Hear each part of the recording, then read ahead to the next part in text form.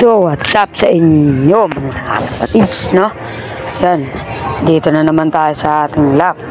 Update lang na naman tayo dito kay kay Bazar at kay Pamat, no? At syempre dito rin sa ating mga players. Yan mga kapatids, buro ko to. At syempre, yan, ito Skidlat, matapang pa rin.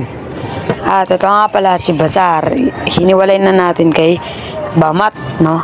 And dahil pinaras na natin si Bamat doon sa batik-batik na kulay brown, no? Green sila ata, yun. So, papakita ko sa inyo mga kalapatids. Dito ko nga sila pinagparas, no? Yung makita. Yan, ito si Bamat at yung green sila kanina. So, 2 linggo ka sila pagpaparisin dyan, no?